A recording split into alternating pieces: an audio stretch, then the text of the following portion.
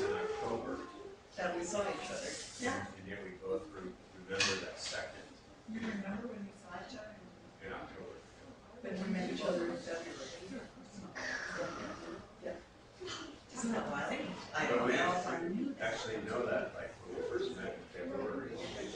Well, in the back of our heads, we remember that incident, but I didn't know it was her. Yes. Right. And then Valentine's Day, we were dates, and I feel like that experience. That's amazing. It's like a split second. Yeah, it's great, isn't it?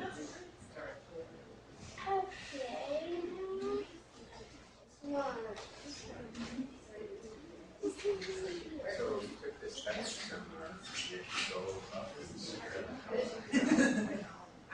house. Well, it was years ago that the ethics. She's good. Little Joe's kid. Yeah, she did That that. was only ethics. Sorry. She did that 3 months.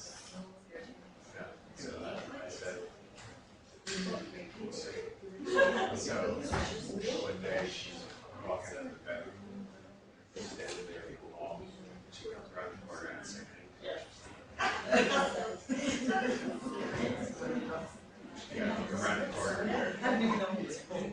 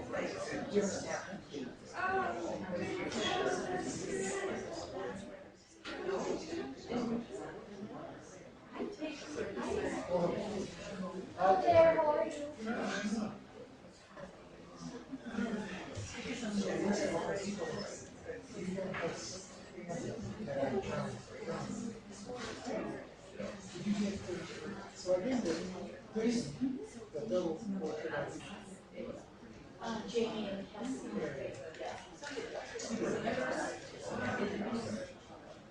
What's new here? Are you watching? My steer thing. Can we sit there? Well, yeah. If you get to the gym.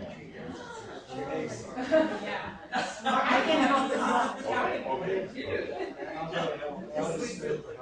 I gotta go.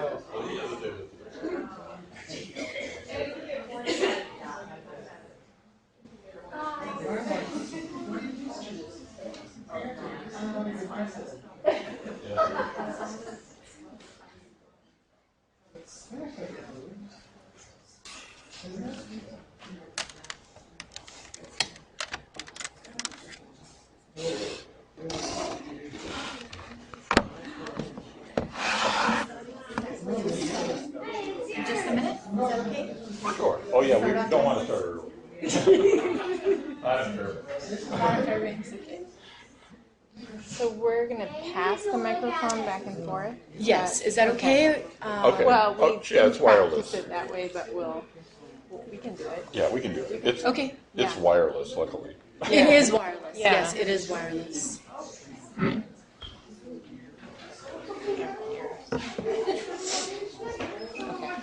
Oh, water. Oh yeah, that's nice. Except I don't want to have to pee in the middle.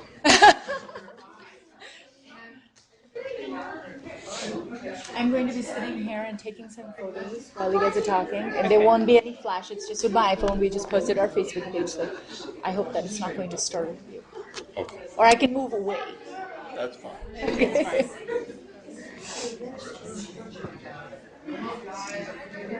That's a good turnout. Yeah. You might have a few fans. I know some of these people, but actually most people here I don't really know that. Some of them are summer sessions, event attendees. They're regulars. I figured that some people come to all these, Some, like Ron there. yep. He does, yeah.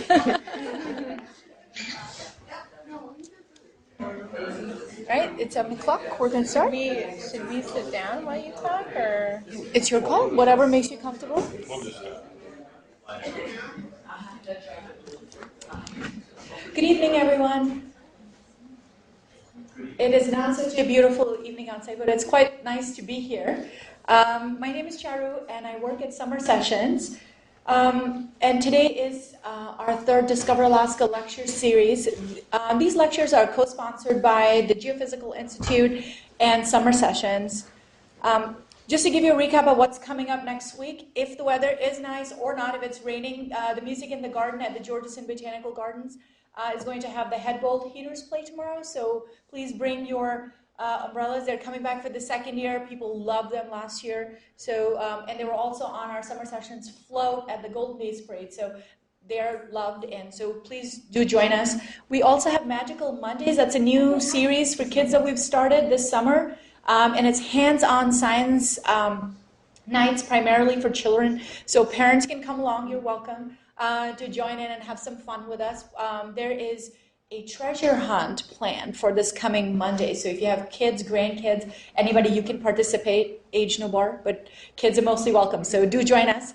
On Tuesdays, we have the Healthy Living lectures. And again, on Wednesday nights, we have the Discover Alaska lectures. And next week, we have a very interesting topic, novel ways of murder in Alaska. And we have Leon here. He's going to be talking next week. So I do hope that you are here to hear about some mysteries. Tonight we are pleased to have David and Jessie with us. David Mollett is the associate professor at the art department here, and Jessie is an adjunct instructor at UAF. David is, of course, really well known in Alaska and outside, and he's had about 31 solo exhibitions to his credit, which are within Alaska and outside in the U.S. as well. And we have Jessie here, who recently had an exhibition at the International Gallery in Anchorage and Alaska House here in Fairbanks. She currently has an exhibit at the Wells Street Art Gallery.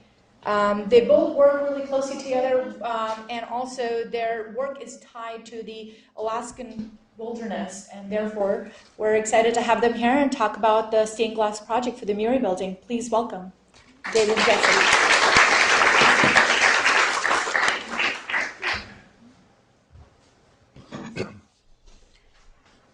Well, thank you all for coming. It's really a nice turnout. This may be a little strange passing this mic back and forth. We hadn't practiced with that. And also, I'll mention that our son Blake is here watching a movie, and so it's conceivable we'll be interrupted. But Todd Sherman's going to handle most crises, we hope. So, well, we've had our introductions here, but I'll just say a couple short remarks about. I've already made a mistake. Here's Jessie's going to make a couple remarks. That's right. So it is an honor for me to introduce my husband and friend, David Mollett. He was born in Portland, Oregon, but grew up mainly here in Fairbanks. He attended Reed College and spent one very influential year at the New York Studio School in New York City. David is best known as a painter of vibrant depictions of Arctic landscapes, worked out entirely in the field. Other notable projects include large-scale found plastic collages, numerous color woodcut prints, and counting the Murie building, this project, he has done 12 public art pieces, commissions. And the one prior to this one is hanging in the Anchorage airport. It's a 9-foot by 32-foot painting. He is currently chair of the art department here at UAF and heads the program of drawing and design. So. And Jessie was born in Maine and grew up in Vienna, which is a little town near Farmington, about 30 miles north of Augusta. She attended Hampshire College for her undergrad and then got a MFA at University of Washington in art, of course, in studio art. Her first medium really is painting, but she's also known for collage. She's done many collages. And her subjects are the typical observed art type subjects, landscape and still life, and to some extent figure painting.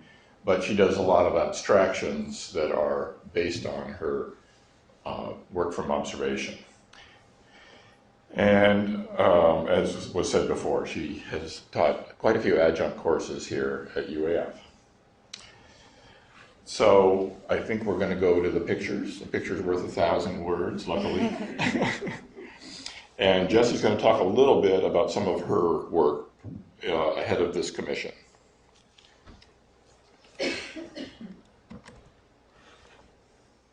You know, we could turn the lights down. Yeah, I think we should do that.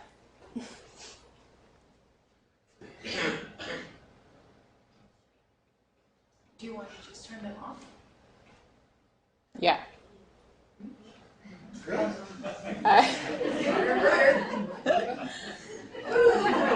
It's getting brighter. Yeah. Oh, there we go.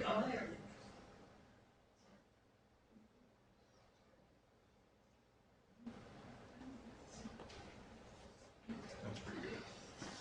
So these are both collage pieces. The one on the left here is quite large. It's about 9 feet by 25 feet, and it is made out of paper, but the paper is just tacked to a wall. So I was playing around with the idea of sort of making two-dimensional work more like an installation, or to involve the whole space of the room. Both of these pieces, however, are landscape-based. So I've long been interested in using the structures and colors that I observe and creating abstract works from that. Okay. Okay. Again, another collage abstraction on the left, and then on the right is an oil painting on canvas based on a still life, and that's a little closer to what I've been doing more recently. I find that I can generate a lot of the same energy and play with shape and color more freely in the studio, and I have a little more leeway in time-wise instead of being out in the landscape where I've got to really spend a lot of effort just to get out to a location to work.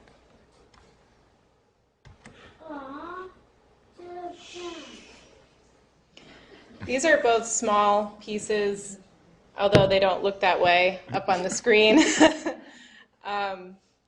The one on the right is a collage, very recent. In the past year, I made that one, and it's in response to a theme that I've been working on for a couple of years of forest fires. I was involved in a project where I was collaborating with scientists exploring different themes, and one of them was forest fire. So I was thinking about the colors associated with fire and texture. And this other one, this small painting here, has a block of burned wood as an integral part of it. But as you can see, I've made it much more about the combination of shapes.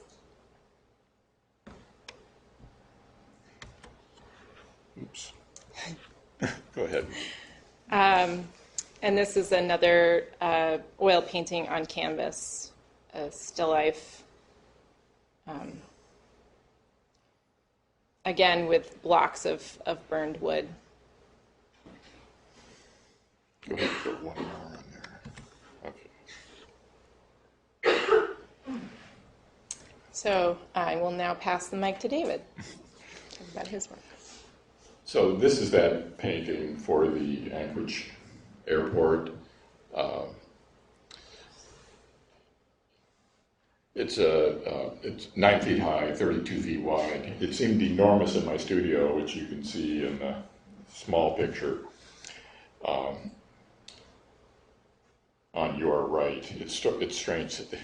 Up here, it's left and right are reversed. Okay. In any case, it looked so enormous, and then when it was done and put up, it kind of shrank. But you can see it, a preliminary painting in the field. I did a half a dozen, and then I worked up the big drawing and completed the painting in the studio.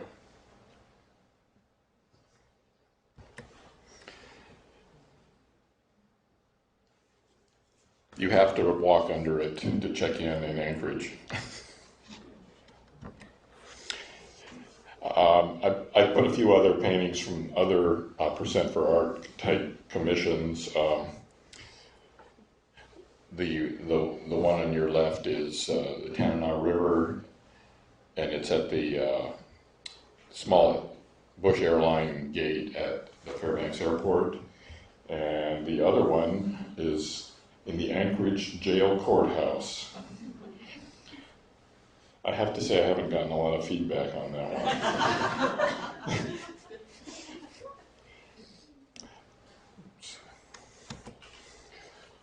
Oh, the waterfall there is also in the jail.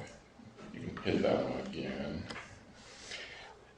I try for these rather unusual public art commissions, and this one's in an Anchorage wastewater facility.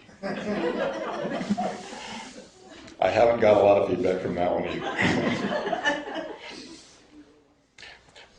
And as some of you know, I do a lot of woodcuts and to some extent other prints. And the woodcuts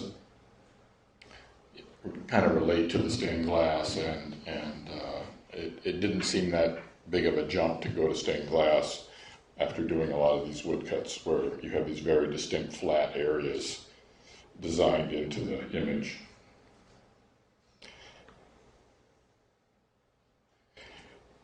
Oops.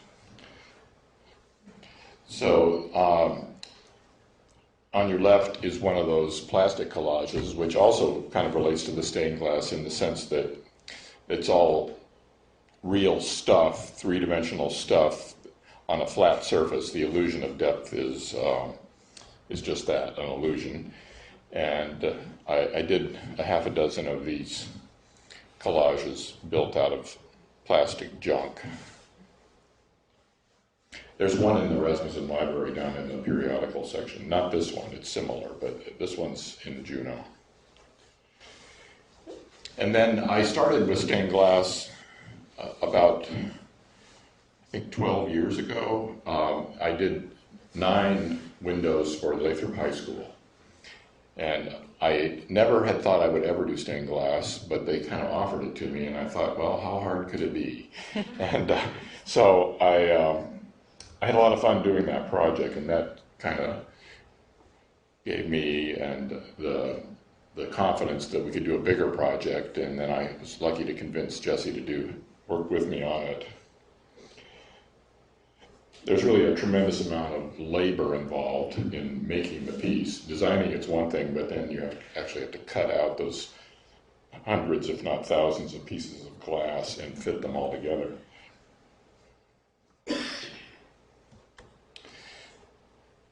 So I don't really expect you to read this whole thing, but a large part of these public art commissions is writing the proposal, and I spent a lot of time doing that.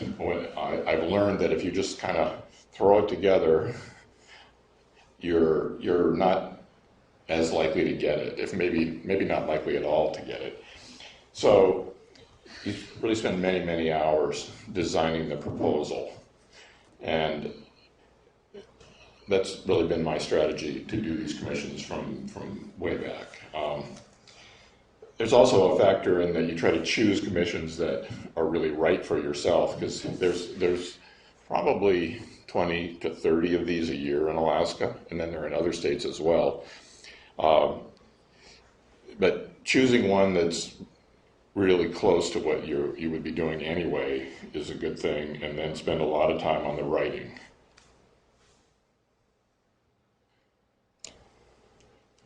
I was going to read from this, but then I was just reading it just now and thinking, I'm going to talk about this later when we're looking at the images, so I'm going to do that later.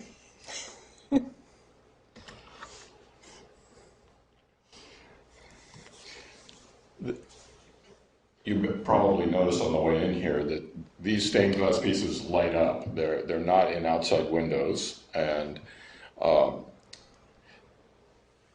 we had heard from the committee in a preliminary meeting that it might be desirable to do something that lit up, and so we looked into finding something that would work for that. And this place in Oregon, in Eugene, Oregon, Lightbeam, does LED panels that are really relatively light and sturdy. They're supposed to last for at least a dozen years. So I thought we'd throw this in here so you could see that. I think any artist here might be interested in checking this out, checking out Lightbeam. There are other companies that make them as well, but the beauty of this company is that they'll custom design the panels for you.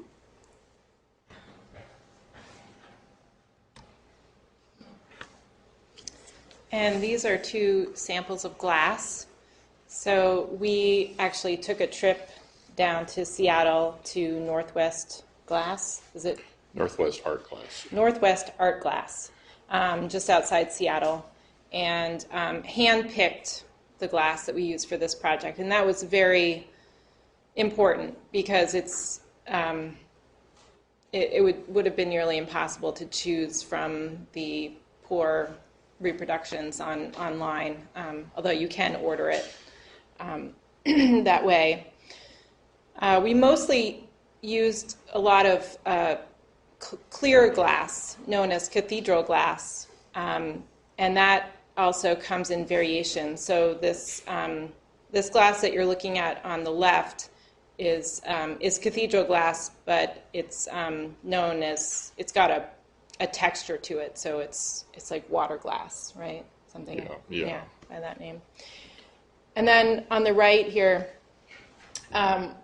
is an example of a very different kind of glass where you've got, it's heavily textured and it has a mixture of clear and opaque substances in it, and that we thought was very applicable to some of the ideas that we were working with bacteria and microscopic life. And so that was particularly attractive to us, although we use that more as an accent in combination with the flat colors.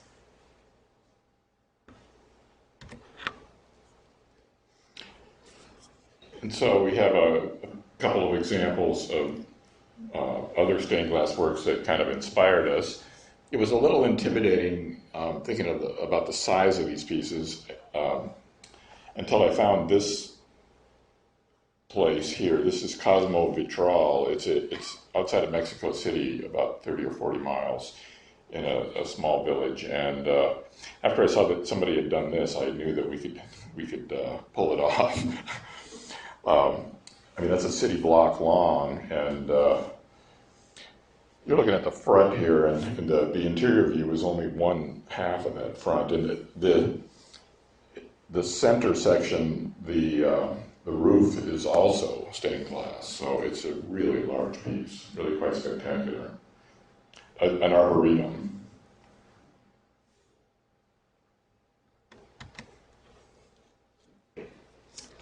And these windows are in a chapel in Vence, France, that Henri Matisse designed.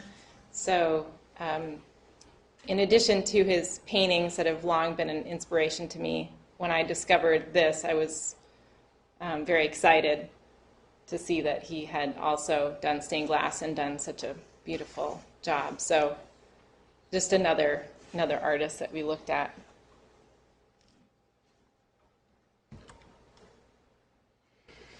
So we have a few pictures of source material. We hunted up a lot of imagery and considered a lot of imagery to work into these designs. And we've got rotifers on your right. It would be some rotifers and diatoms. And then the painting on the left here is by a painter named Hilla Ribe, and she was a hard-edge abstractionist, and working around the 40s and 50s in the United States. And I just really fell in love with her shapes and how much they were evocative of some of the themes that I was working with water and air, earth elements.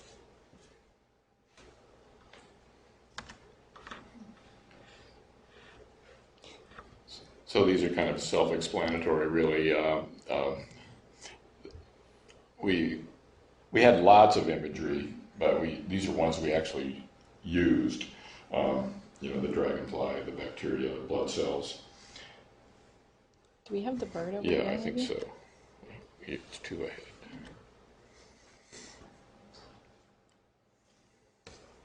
So you can see that there's a photograph, or a couple of photographs here, of the king eider, which is in the window in the front of the building.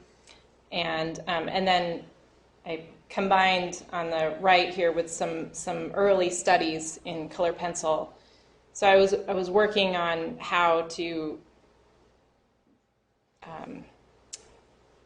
design it as a stained glass image, and possibly, alter the shapes slightly to work with the materials, and then also with the larger design as a whole.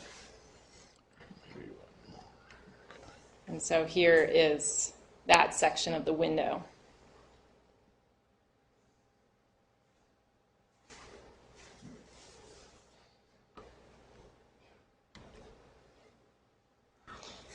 And it's funny, after beginning this project, I had thought to myself that this was my very first public art piece. But then I realized that I had actually worked on another art piece, not a commission, but per se. But I taught for a couple of years at Monroe Catholic High School, and as part of my duties as the art instructor, I was asked to create large-scale decorations for the gymnasium for their annual high-pow fundraiser.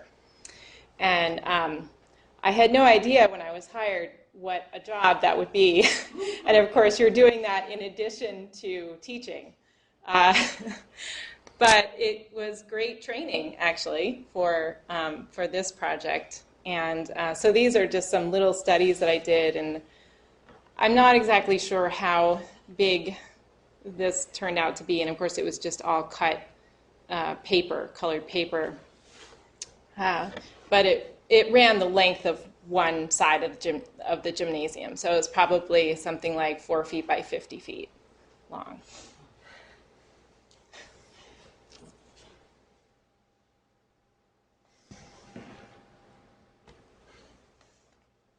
There's a couple more studies here. There's Jessie's studio with the study in progress.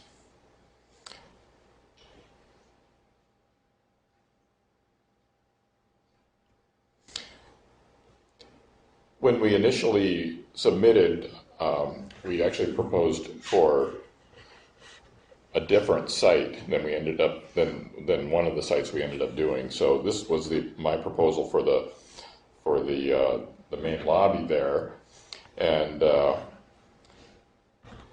main reason we're showing this though is that I had this idea about having the circles in the design, which would correspond to magnifying glasses or microscopic views, or possibly even petri dishes. And so we ended up using those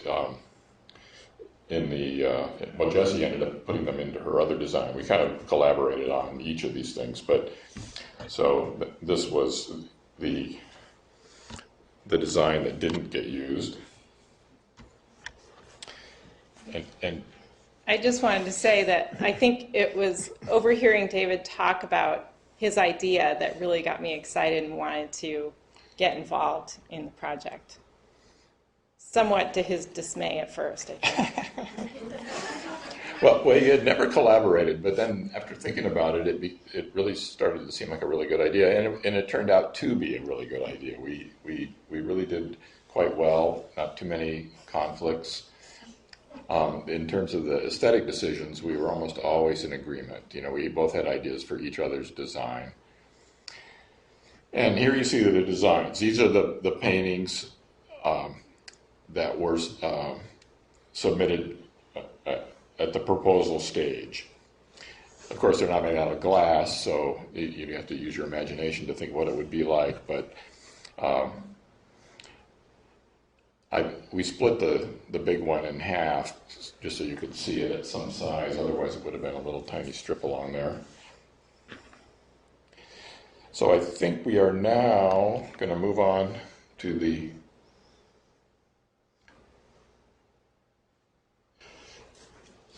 construction.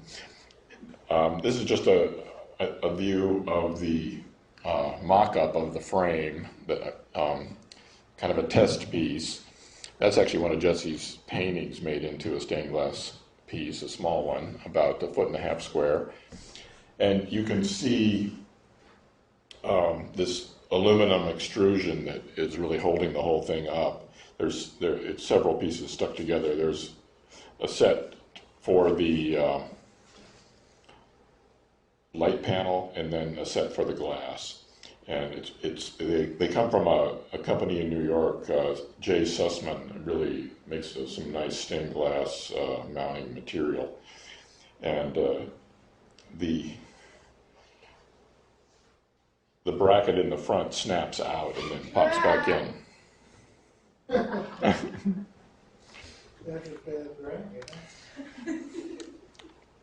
Oh, they're very low energy consumption for considering the size. I think each 4x4 panel is 48 watts.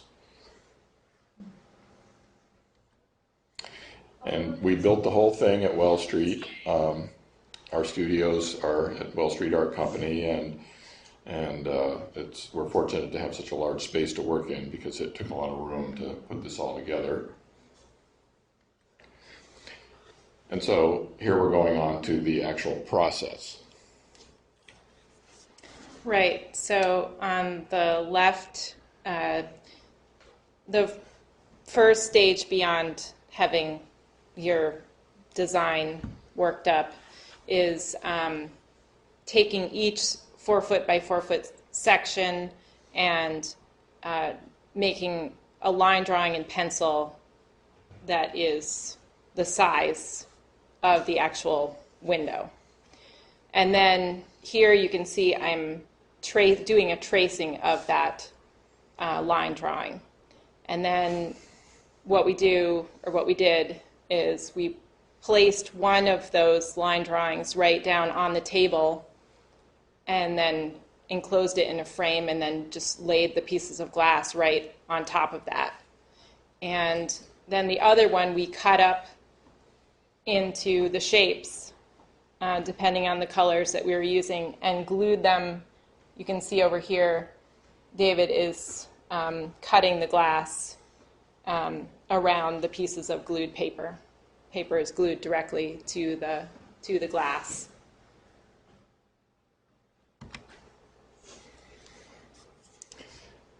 And you can cut pretty carefully around that paper and get a close piece, but they need to be quite precise. So then you grind the edges on a little diamond drum grinders. And so here's the grinder, and by the end we had 2 grinders going, and we could do dual grinding there.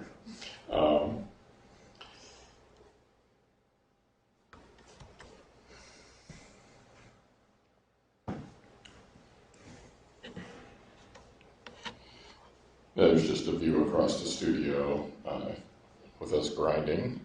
Thanks to Marika Guthrie for these photos of us together. You can see in that last photo, we had multiple panels going simultaneously.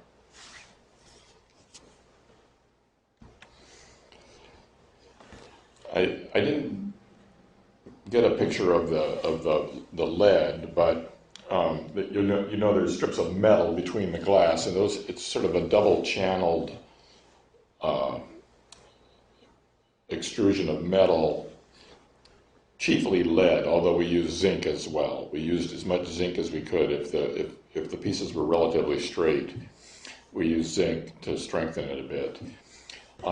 And so then you assemble the whole thing with, I should have brought a laser pointer, I guess, but you can see there are nails around the perimeter there. Those are horseshoe nails that are flat. So you can put them in next to the glass and it won't break it.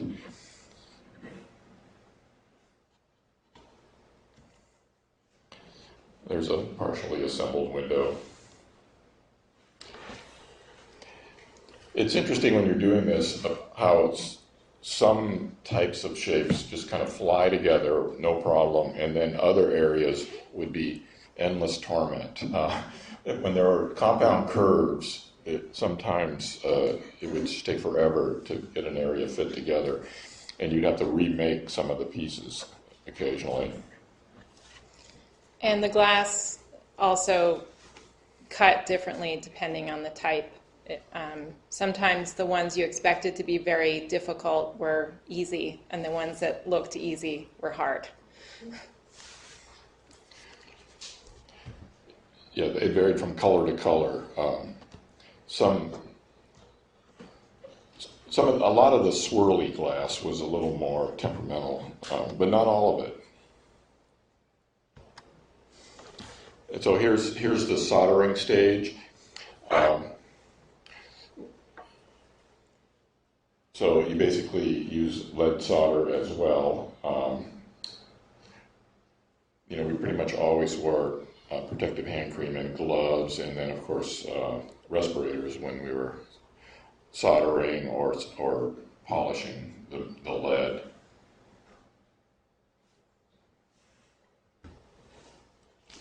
So the soldering stage happens after the window is completely assembled, and it's held into place by those flat nails that David was describing earlier.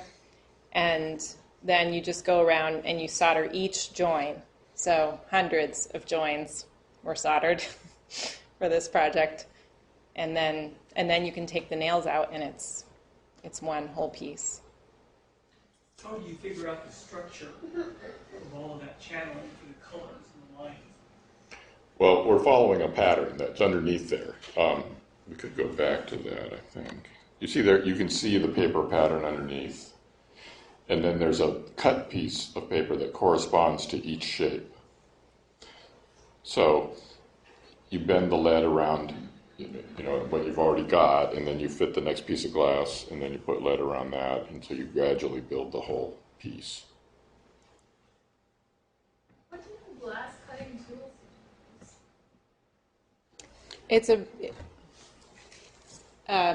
It's a very simple tool. It just has a wheel that rolls, and it just scores the surface of the glass, and then you just break it using pressure. The technology is actually rather ancient. Primitive. Ancient. Yeah. I mean, they were making these back in the year 1200. It hasn't changed that much. It's a little slicker, but.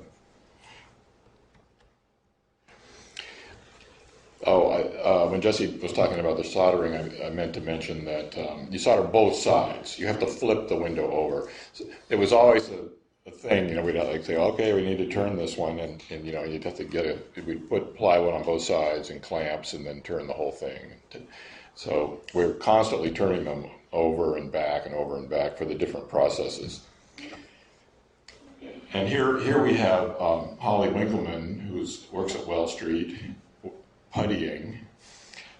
She was our ace puttier on these windows. After you get them all soldered, you putty both sides, which is you jam like glazing putty up under the lead around every single piece, both sides. And then you flip the whole window over and do the back. And I would really like to thank the Well Street staff who contributed immensely to this project. Holly, and then Colleen Thomas, Corinna Gomez, Hannah Berry, Craig Chiladinas. All of them worked quite a few long hours on this.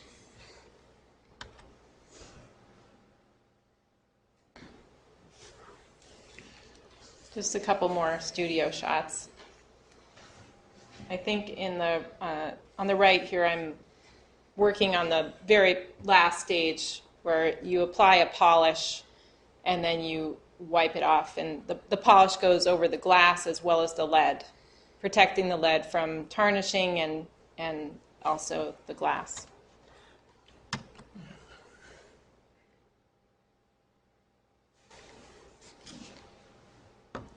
This was actually a little bit ahead of the polish, where you polish the metal with steel wool.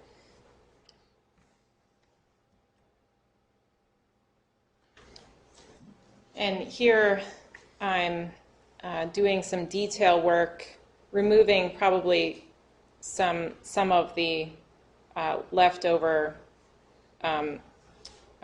putty that gets in around the edges, squeezes out actually of the edges of the lead onto the glass where you don't want it.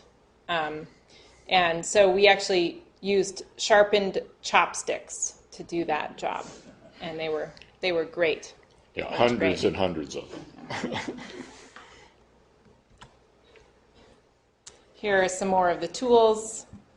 Well, you can see some of the flat horseshoe nails there.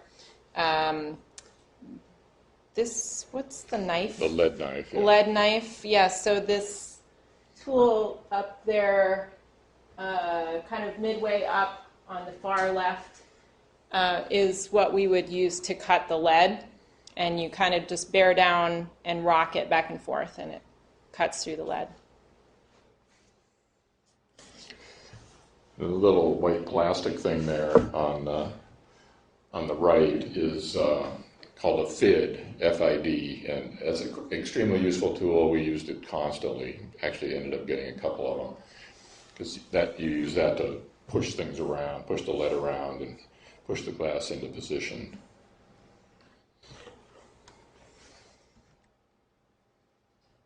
How do you get the lead bent to the right shape to have this done? The lead is really quite soft. It has a certain resistance, but you just bend it. We were using some pretty robust, heavy lead. It comes in all different sizes. But this stuff was pretty heavy, but it still wasn't difficult to bend. There are certain limits. Sometimes you have to use two pieces of lead. Like if there's a really sharp corner, you don't try to make a 90-degree angle out of the lead so much. You would just have two pieces join there. One of the last stages is photographing the work, and so we, like most artists, know better than to try to do it ourselves. So we hired Jim Barker, and Jim, he photographed.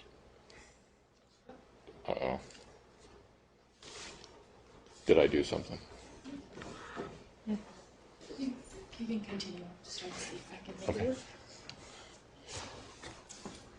Jim photographed the pieces out front, the Irving link, on the spot, but since the other piece back in the stairwell was, up so high, we figured it'd be better to photograph those at the gallery, and he did. We built a little jig, and he shot all of those at the gallery. So now I was just going to talk a little bit about, or we were each going to talk a little bit about each piece. And so this is the one in the front of the building. Four earth elements? The four elements. Okay. We referred to these as the Irving link and the stairwell for so long that we have a hard time remembering the title. And actually, Jessie's is called the Four Elements, and I don't even remember what mine's called. It's organisms and. Titles are obviously not especially important to us. But so my original inspiration for this piece was actually very minimal. I just had this flash one very bright December morning.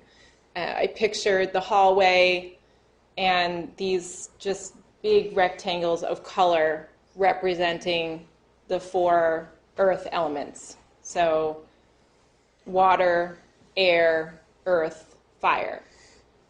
And it just struck me. I was really excited by just the possibility that this project presented.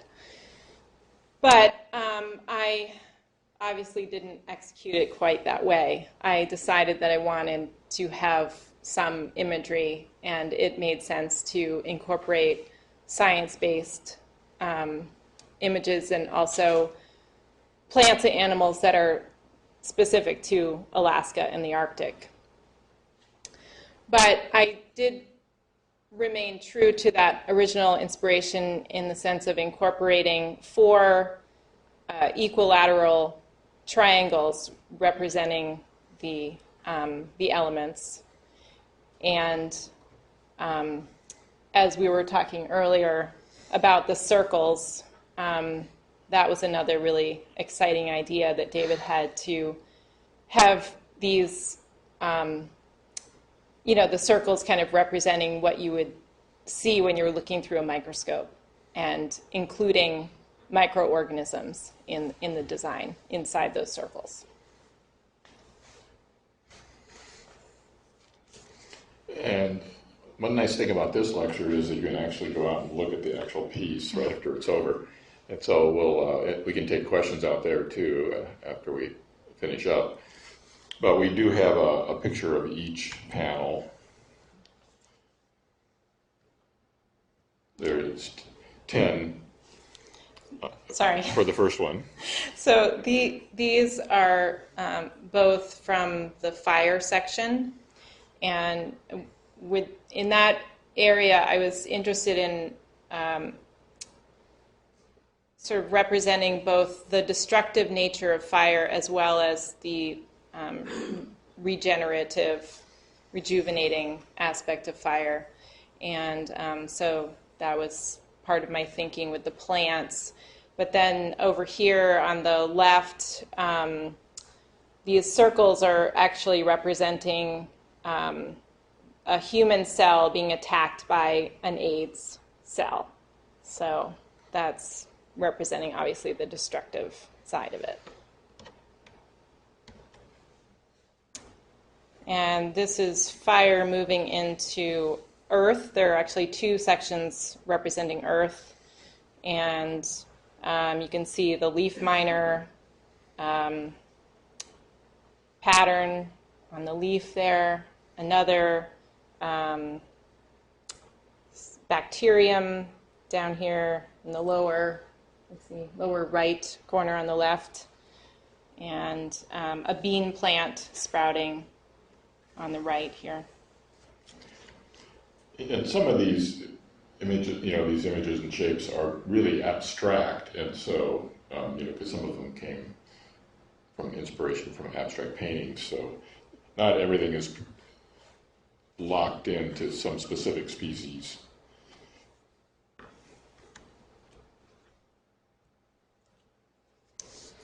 Mushroom spores down here at the bottom on the left, and diatoms inside the large blue circle. Mushroom forms on the right. I'd just like to mention that those spores that section was possibly the most difficult section of the entire window to do. For some reason, it was really hard to get that glass fit around those little ovals.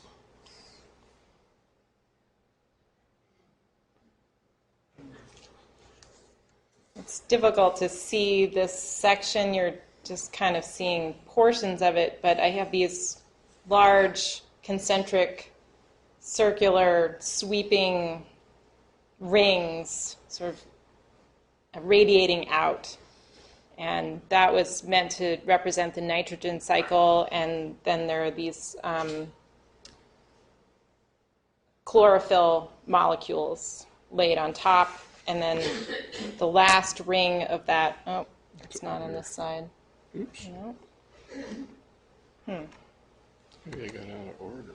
There's a DNA strand that moves out. You can see just a little fragment of it underneath the bird. There it is. Yeah, so now it's on the right there. And you can see also on the right some forms that relate back to the Hilaribe design. And this is air moving into water. And this is more water.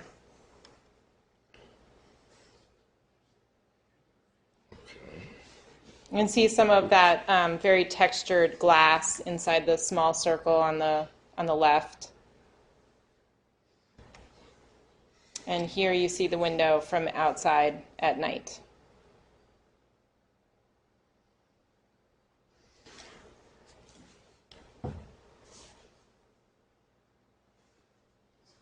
Okay, we'll go on to, we have a few shots of the install of the window in the stairwell. One thing we learned from doing the Irving Link piece was clean those pieces really, really well before you bring them up here. Because we ended up spending a lot of hours installing in the Irving Link. We did it piecemeal, 2 or 3 panels at a time. And we knew we had to do the stairwell in one day, or we did do it in one day. I guess we could have taken longer if we had to. But there's Jessie doing some final touch-up on one of the panels for the stairwell. And then Craig Geladinas, who was an invaluable assistant for the install on both the pieces. So we had to use a lift that could go up to 35 feet to do the stairwell piece. It was a lot of fun driving that into the building. I was just going to comment on that. That was possibly the hardest part. We had to remove some things around the doors. Yeah, it was tough. It's a tight fit.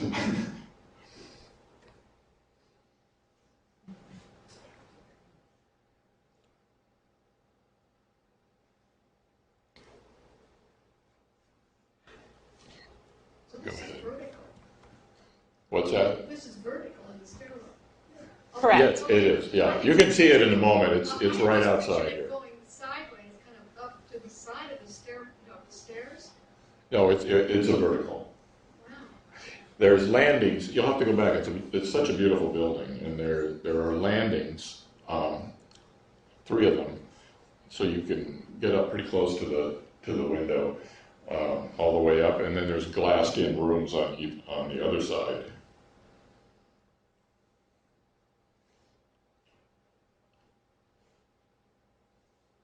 It was a little harrowing, get up there, way up there.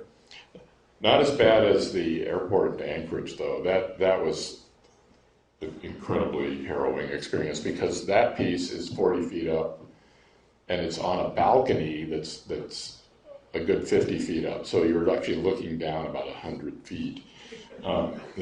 This one, they're having those landings there was you had this feeling that, well, if you had to, you could just jump.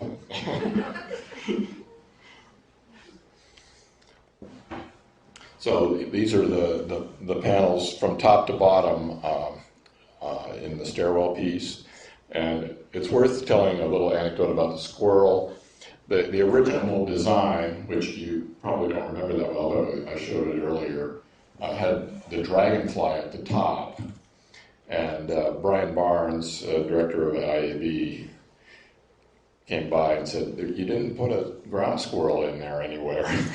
And he said, "The ground squirrel built this building."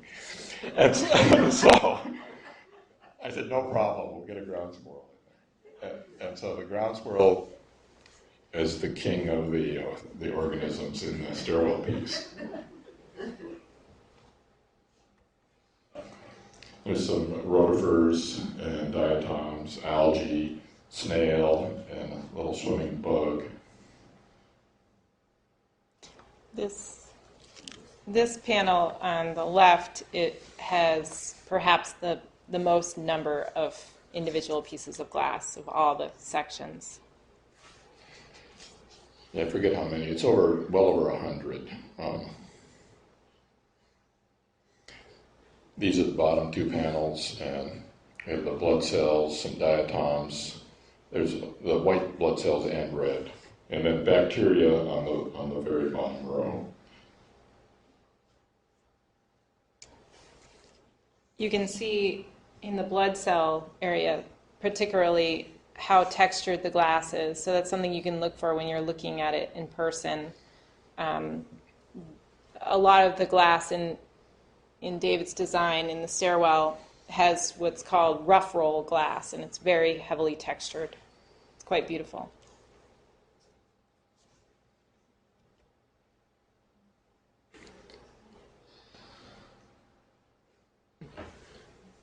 Good one. And so there they are, the two pieces. So we would be happy to entertain any more questions. Should we turn on the lights? Sure. Yeah.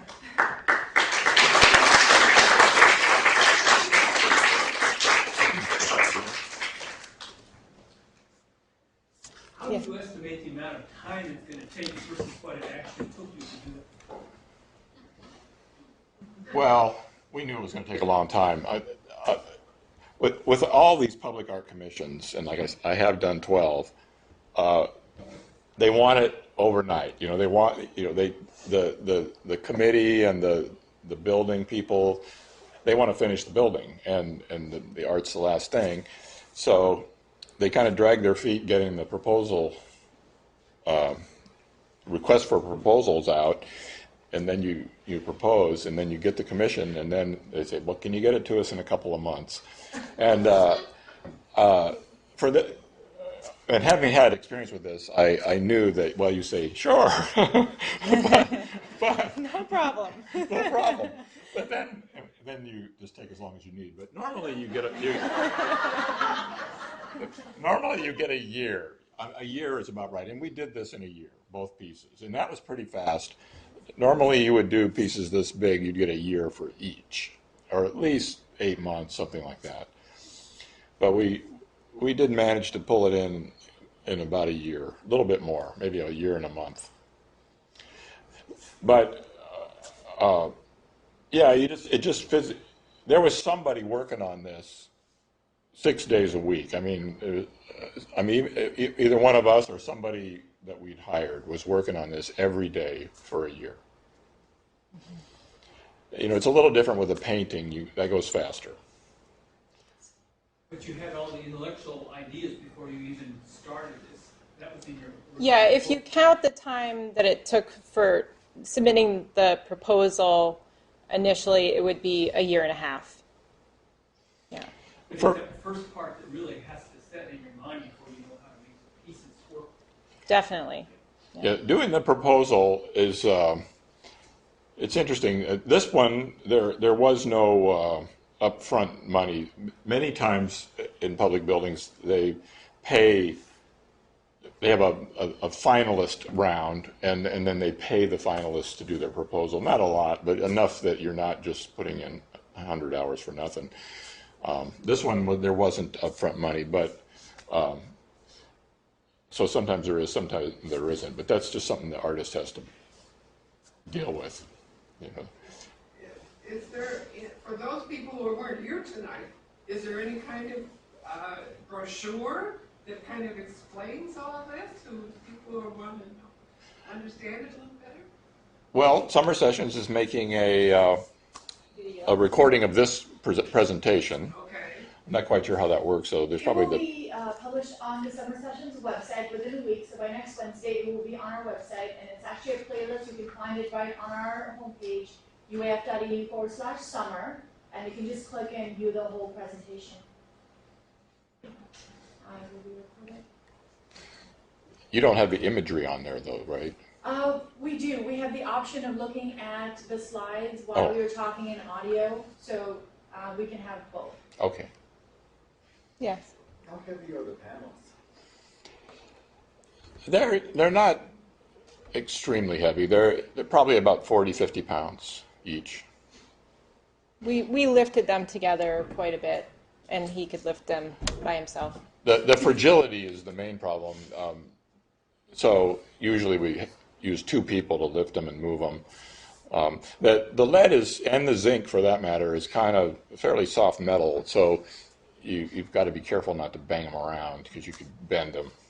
But once it's up like that, how do you, is it just the zinc and the lead that keeps them from sagging or bending out of shape? And the outside frame. Is it just so tense in there? Well, and the glass itself has a lot of tensile strength. You know, the glass is quite rigid, probably more rigid than the metal. So once it's all locked together, and then the putty, both sides are puttied, and that putty is hard. So it's all kind of glued together. And there's a 5/8 overlap around the whole perimeter that's holding that whole thing in place. There is a certain fragility, though, just like any window. Okay.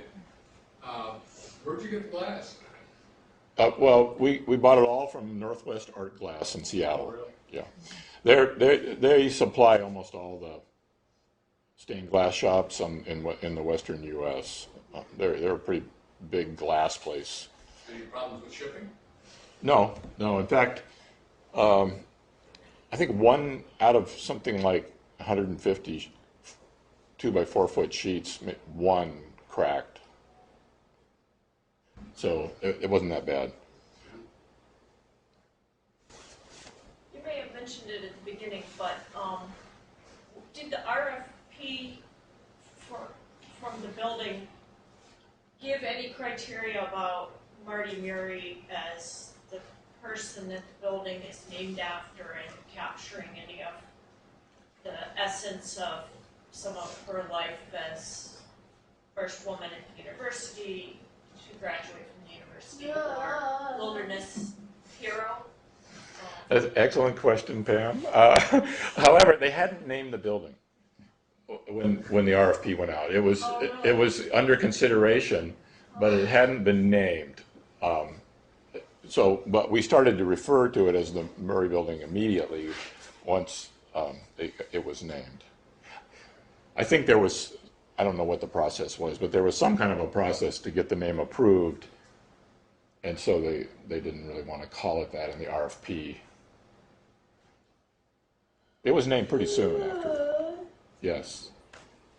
You were talking earlier about the fragility of the individual panels, and I was wondering, after you completed the panel, how did you transport them out here? Precautions, any problems?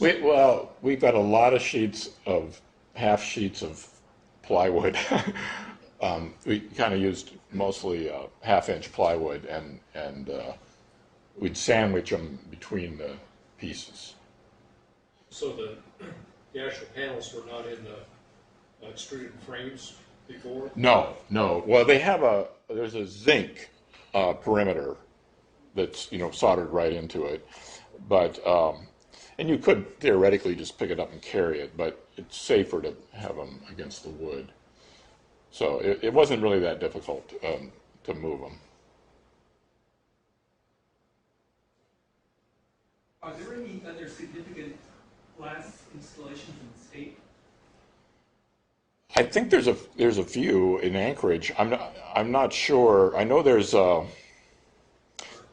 right next door here in the virology lab, right outside there. That's a nice glass piece that's in the building. It's outside the building. Right outside the building here. It's kind of on the back though. I don't. It's on. You have to walk around. I guess maybe that's the front, but it looks like the back. But you should go check that one out. It doesn't have leaded glass, but it is cut stained glass, and it's fitted glass to glass and then sandwiched between two pieces of glass. It's a pretty nice piece. I wish I could remember the names of the artists. They're Anchorage artists. And I know they've done some other ones. And then there's, of course, the churches all have stained glass, and then my piece at Lathrop. I don't know of anything else large in Fairbanks. There's one in Ravens Landing. Oh, right. Done by Margaret. Margaret Donay, that's right. Yeah, that's a big one. That's a big piece. And the Rabinowitz building has glass installation on the outside. Oh, on the outside. Yeah, I think that's plexiglass. That's Keith Apple did that one. I have a question that's a bit off topic. Jessie, when you showed your paintings or your works at the beginning, you said this was one of them was a collage that's on a wall. Mm-hmm. Where's the wall? It's not assembled currently. It's just, and that was part of the beauty of it, actually, is that it's just something I can take down and put back up. Yeah. Thank you. So we can, we'll walk out, and we can go down in the stairwell and then maybe out front. And so if anyone wants to follow us out there and ask some more questions, you'd be welcome to do so.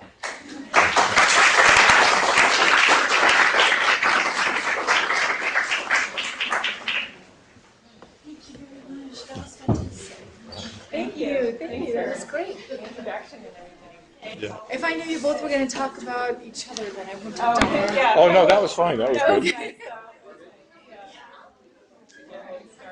Actually, I didn't even know that one was there. I only know about this one. And Oh, yeah. I've been coming to this building like 3 nights a week because of our events. Well, it only just went up. Yeah. Okay. I was like, God, where have I been? Yeah, I don't think it was. What's that website again?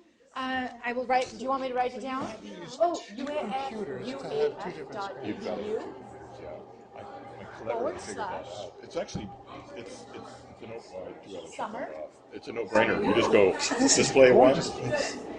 The colors are fantastic. Want to put it down on this so it would write better? Well, I didn't want to. And / one more event. Last Thursday. And it's right on the top of the thing, so you don't even have to go scrolling. I mean, the design and construction guy was like just sneaking into it. Don't talk to anyone. Because if we'd done it through channels, it wouldn't be up. You'd have a day full of. All right, thank you very much for coming. The labor shop people, they said, "Oh yeah, we'll do it." Yeah. But we'd be happy to, and we scheduled it and everything. Then Tracy killed that. Well, yeah, that would have been tricky. Hi. Hi, I'm Sarah. Hi. Do you have a website that I can refer to? The Well Street Art Company. Wall Street Art Company. Yeah. Is that where all your photos? Because I know you had good content. I know you guys are big on names, but I really just want to Google them and He stuff. did have right comments at the proper time. Sure. We haven't got this stuff on there on the website yet, but we'll put something on. Yeah. But we if you want to. I mean, we could, give you the PowerPoints if you want. Yeah. Sarah is our intern this summer, and she designed a new brochure. Oh, great. Yeah, I'll just email you the PowerPoint, but I'll just send it as one instead of the dual PowerPoint. can reach me at Tom. I do have a pen, and Kelly is in my bag. Here, just, Because I go to, I'm not a student here, but I go to Parsons. oh, you go to Parsons, huh? And my teacher, that was great. My teacher taught at Parsons. I didn't go to Parsons, but my main mentor and teacher was Leland Bell, and he taught at Parsons for many years. I think it's a lot of the teachers there are graduate students of Parsons, but it's changed a lot since then. Yeah. I think primarily now it's all about design and technology. Become a little bit tricky just because there's so many folks. Yeah. Well, I think that was pretty big thing then too, but. So it was nice meeting you. Yeah. Well, thanks for coming. Yeah. Do you want to appreciate it? Sure. How it's made.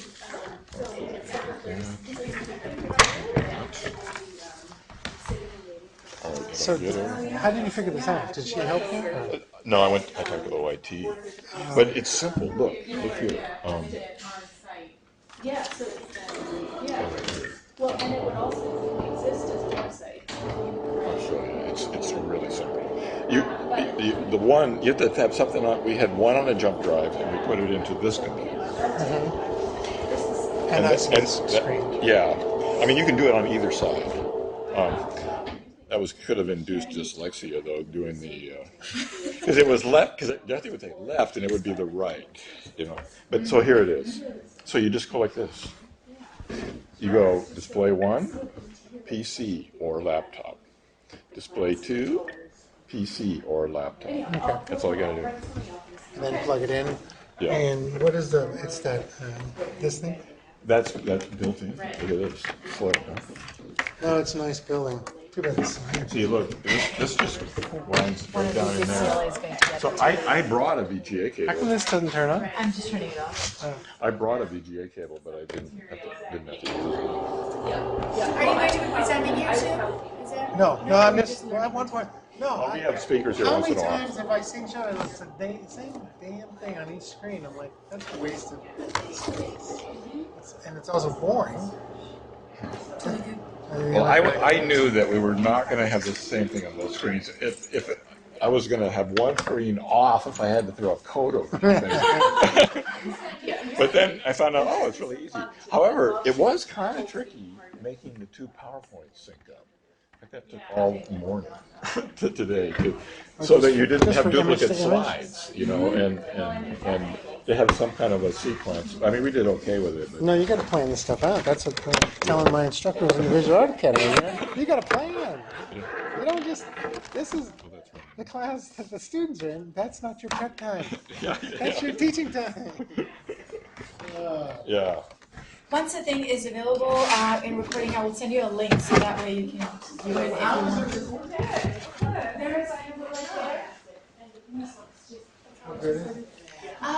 Actually, it captures the screens really well, but the people who are speaking in the I don't know why, but they're designed to have the camera side. I can imagine it. Something front facing would have been better. How about this I drove. Something on a post up in the middle of the room. Right here. Do you got anybody out there waiting for you? I don't know. We should go look. I checked up front. There weren't anybody, but people went to the back. Okay. I want to see the other stained glass across the street. Congratulations. It's really fantastic. My face? Oh, we're pretty happy that we're done. Just my face? Pretty happy. No, why do you have to do my face? Well, I was just pitching to Jessie. I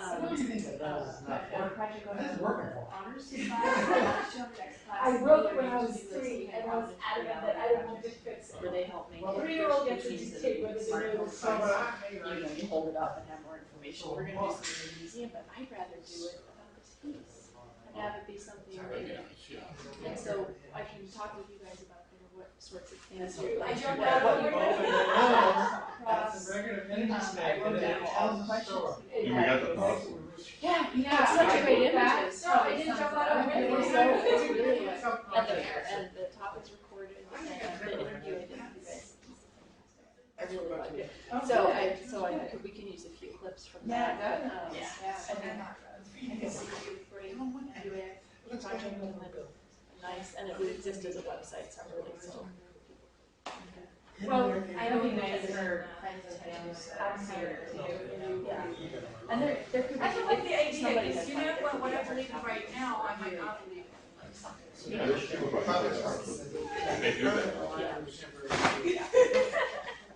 And then it just spend a lot of time. Hey, take it easy on the artist. Yeah. Put your coat on. Yeah, put your coat on. Oh, wait, this is You guys too. have a good night. Oh, that's yours. Yeah. You have a whole bag of people like on the stairs. Okay, Okay, we should probably go back out there. I think I'll take these ones. Maybe not in there. Not in there, honey. I'll carry the waters. All right. Hey, Blake, stop hitting me, please. That doesn't feel good. Did you get your jump drive? Oh, I turned it on. Oh, I turned that on.